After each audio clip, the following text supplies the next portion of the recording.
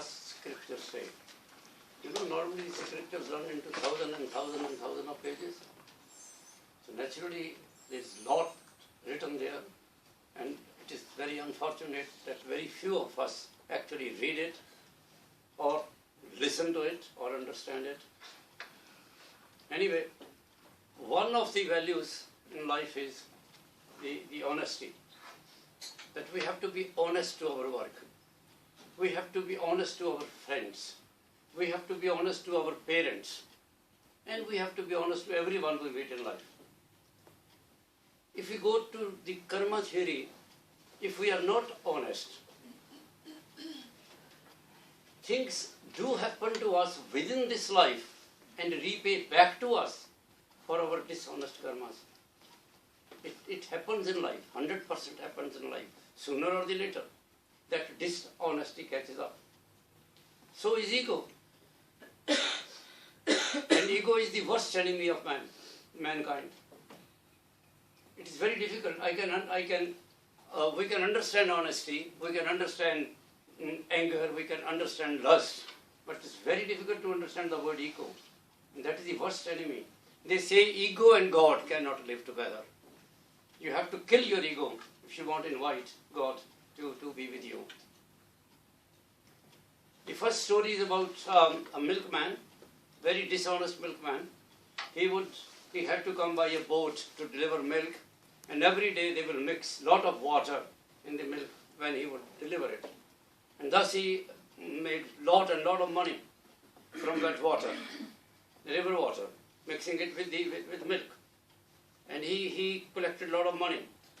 It was his son's wedding, and he thought he will buy fancy clothes and lot of presents. So he went to do the shopping, did all the shopping, and when he was coming back in that boat, the boat capsized. There was the very torrential waves. The boat went upside down, everything was washed away. So he paid in his life for his dishonesty. And a voice came. You know, when these things happen, if you just concentrate, somebody calls you and tells you why it has happened. Something goes wrong in your life, concentrate in your mind, you will hear a voice which tells you why it has happened. The second story is about this sculptor, very proud. Whatever he will make or he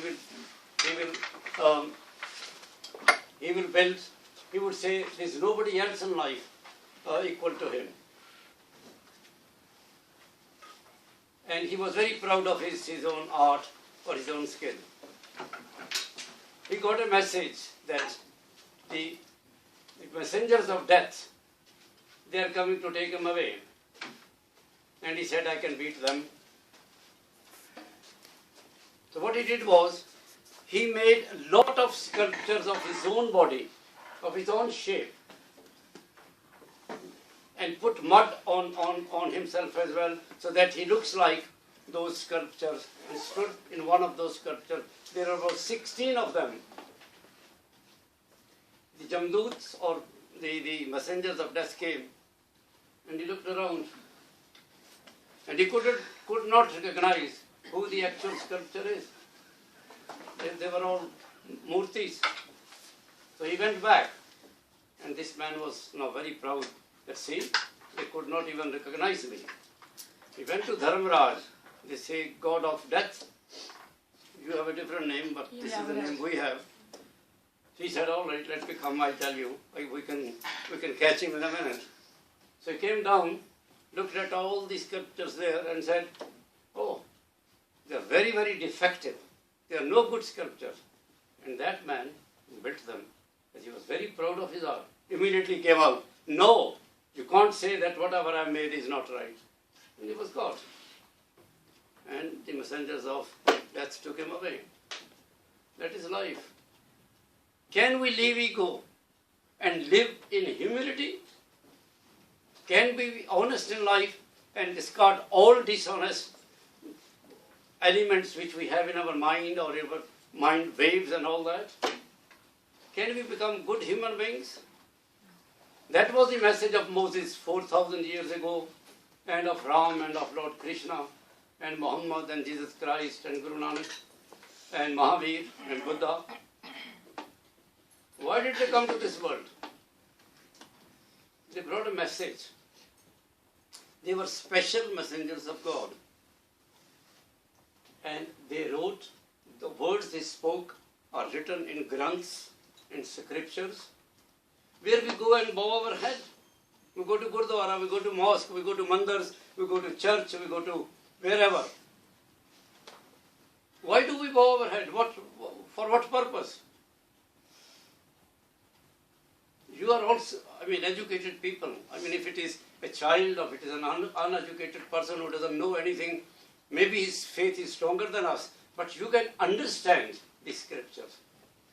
If you can understand a book of business management, if you can understand a book of accounts, if you can understand a book of physics, chemistry, whatever, why can't you understand what is written in Bible, or in Guru Granth Sahib, or in Gita, or in any other world scripture? Those books are written for us. Those books are not written to be only in a mandar or in a gurdwara or in a mosque or in a church. Just unfolded, unread. That is the tragedy with humankind. That is why we have so many calamities in life. And then we say, why? What have we done? Actually, we have done nothing good in this world. But God is still hopeful. If even one out of thousands come up and thanks Him and looks at Him and says, whatever I have is given by you, and I will live my life according to the values given, there's still hope that we all will follow that man. As we followed Moses, as we followed Krishna, Lord Ram, Muhammad, Guru Nanak, Jesus, Mahavir, maybe one day we all will follow them, rather than only looking at their pictures and not following any of the truth which they gave to us. Ma'am.